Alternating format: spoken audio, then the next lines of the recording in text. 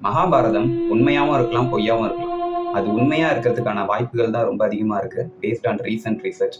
இது உண்மையா பொய்யான்றதெல்லாம் விலக்கி வச்சுட்டு, இந்த காவியத்துல இருந்து மனிதர்கள் கத்துக்கொள்ள வேண்டிய மிக அவசியமான விஷயம் என்னன்னு நம்ம பார்க்க போறோம். மகாபாரதத்துல நிறைய சிறுகதைகள் இருக்கு. நான் ஒவ்வொரு கதையை ஒவ்வொரு நாள் போஸ்ட் பண்றேன். அதுக்கான டீப் அர்த்தத்தையும் நான் சொல்றேன். அது நம்ம வாழ்க்கையில எப்படி பயன்படும் அப்படின்றதையும் நான் எடுத்து சொல்றேன். என் சேனலை சப்ஸ்கிரைப் பண்ணிக்கோங்க. ஒரு நதிக்கரை ஓரத்துல புல்களின் மேல மெல்லிய பனித்துளி, சுத்தி பறவைகளின் சத்தம், சூரிய ஒளி, ரொம்ப மகிழ்வான என்விரான்மெண்ட் இருக்கு. அங்க வியாசர்னு ஒரு முனிவர் உட்காந்து யோசிச்சுட்டு இருக்காரு. மனிதர்கள் பிற்காலத்துல கோபம், தர்மம், காதல் இதை எல்லாத்தையும் மறந்துடுவாங்க.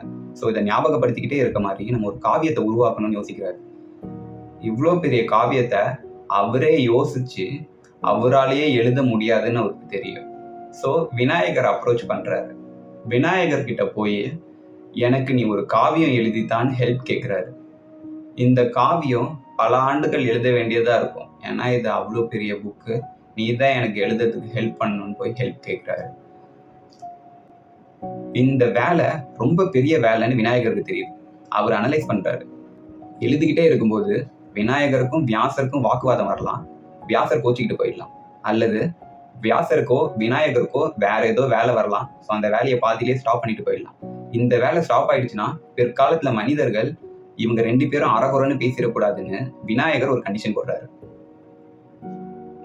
வியாசர்கிட்ட நீங்க கதையை சொல்ல ஆரம்பிச்சதுல இருந்து முடிக்கிற வரைக்கும் நிறுத்தாம சொல்லிக்கிட்டே இருக்கணும்னு சொல்றாரு. இந்த கண்டிஷனுக்கு உடனே ஒத்துக்காத வியாசர் ஒரு செகண்ட் யோசிக்கிறாரு. இவ்வளோ பெரிய காவியத்தை தொடர்ந்து சொல்லிக்கிட்டே இருக்க முடியாதுன்னு வியாசருக்கு தெரியும். விநாயகர் கிட்ட வியாசர் ஹெல்ப் கேட்டு போனதுனால பதிலுக்கு வியாசரால கண்டிஷன் போட முடியல. ஆனா டிப்ளமேட்டிக்கா வியாசருக்கு தேவையானதை விநாயகர் கிட்ட சொல்லிட்டார். நான் கதையை தொடர்ந்து சொல்லிக்கிட்டே இருக்கேன். ஆனா கதையோட ஒவ்வொரு வார்த்தையோட ஆழ்ந்த அர்த்தம் உனக்கு தெரிஞ்சா மட்டும்தான் நீங்க அந்த கதையை எழுதணும் அப்படின்னு சொல்லிடுறாரு. இதுல 2 லாபம் இருக்கு வியாசருக்கு. முதல் லாபம், வியாசருக்கு அடுத்த வரி யோசிக்கிறதுக்கு கொஞ்சம் அவகாசம் வேணும்னா டபுள் மீனிங்கா இருக்க ஒரு வேர்டை போட்டு விட்டுருவாரு. விநாயகர் யோசிக்கிற கேப்ல இவரும் அடுத்த லைனுக்கு தயாராகிடுறாரு. இன்னொன்னு, 2 பேரும் கரெக்டான புரிதல்ல இந்த காவியம் எழுதினாதான் கரெக்டான அர்த்தத்தை தரும்னு அவருக்கு தெரியும். ஒரு வரி மாத்தி எழுதினா கூட முழு காவியமும் பாழா போயிடும். இதுக்கு மாடர்ன் டே எக்ஸாம்பிள் நாசால நடந்த ஒரு ஃபேமஸ் இன்சிடென்ட். 1999ல மார்ஸ் கிளைமேட் ஆர்பிட்டர்ன்ற ஸ்பேஸ் கிராஃப்ட் கிராஷ் ஆயிடுச்சு. இதுக்கு காரணம் ஒரு டீம் மெட்ரிக் யூனிட்டை வச்சு வேலை பார்த்துட்டு இருந்தாங்க, இன்னொரு டீம் இம்பீரியல் யூனிட்ஸ் வச்சு வேலை பார்த்துட்டு இருந்தாங்க. 2 பேருக்கும் ப்ராப்பரான அண்டர்ஸ்டாண்டிங் இல்லை. வேலையை வேகமா முடிக்கணுன்ற பரபரப்புல 2 டீமுக்கும் சரியான புரிதல் இல்லை. இந்த புரிதல் இல்லாத காரணத்தினால $125 மில்லியன் இழப்பாச்சு. இப்போ இதுவும் வியாசர் போட்ட கண்டிஷனும் ரிலேட் ஆகுதுல்ல. புரியாம எந்த வேலையும் அவசரத்துல செய்யக்கூடாது. விநாயகர் வேகமா எழுதக்கூடியவர். வியாசர் சொல்ல சொல்ல மிக வேகமா எழுதிடுவார். ஸோ கொஞ்சம் டைம் பை பண்ணணும்னு புரிஞ்சுக்கிட்ட வியாசர் அதை யோசிக்க அவர் கொஞ்சம் டைம் எடுத்துப்பார். இந்த டைமை ஸ்மார்ட்டா யூஸ் பண்ணிக்கிற வியாசர் அடுத்த வரிய மிக துல்லியமா யோசிச்சு வச்சிடுறாரு. இப்போ மாடர்ன் டேல நம்ம இதை நீதிமன்றத்துடன் கம்பேர் பண்ணலாம். நிறைய லாயர்ஸ் சில காம்ப்ளிகேட்டடான கொஸ்டின்ஸை ஆப்போசிட் லாயர் கிட்டையும் விட்னஸ் கிட்டையும் கேட்பாங்க. அவங்க 2 பேரும் யோசிக்கிற டைம்ல இவங்க அடுத்த மூவை பிளான் பண்ணிடலாம். இதே மாதிரி தான் வியாசர் கன்ஃபியூஷன் கிரியேட் பண்ணி கொஞ்சம் டைம் எக்ஸ்ட்ரா பை பண்ணிக்கிட்டாரு. இது ரொம்ப ஸ்மார்ட்டான மூவ்.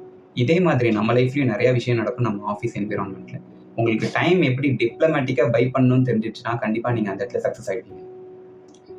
இது மேனிப்புலேஷன் இல்லை, ஸ்ட்ராட்டஜிக் இன்டெலிஜென்ஸ். வியாசரும் விநாயகரும் இந்த டேர்ம்ஸ்க்கு அக்ரி பண்ணிக்கிட்டு மகாபாரதம் என்ற பெரிய காவியத்தை உருவாக்குற ப்ராசஸ்ல இன்வால்வ் ஆகுறாங்க. இப்போ எழுதிக்கிட்டே இருக்கும்போது பேனா ரொம்ப சீக்கிரமா காலி ஆயிடுது, சில பேனா உடஞ்சிருது. ஒரு ஸ்டேஜ்ல அவங்க கிட்ட எல்லா பேனாவும் காலி ஆயிடுது. விநாயகர் நினைச்சிருந்தாருன்னா என்கிட்ட பேனா இல்லைன்னு சொல்லி கொஞ்ச நேரம் ரெஸ்ட் எடுத்துட்டு அதுக்கப்புறம் எழுத ஸ்டார்ட் பண்ணிருக்கலாம். இந்த ரெஸ்ட் எடுக்கிற டைம்ல நமக்கு வேற ஏதாவது ப்ரையாரிட்டியான டாஸ்க் வரலாம், அந்த டாஸ்க்ல ஃபோக்கஸ் பண்ணுவோம், இந்த வேலை ஸ்டாப் ஆயிடும். ஸோ விநாயகர் எந்த எக்ஸ்கியூஸும் சொல்லாம அவரோட தந்தத்தை உடைச்சு எழுத ஸ்டார்ட் பண்றாரு.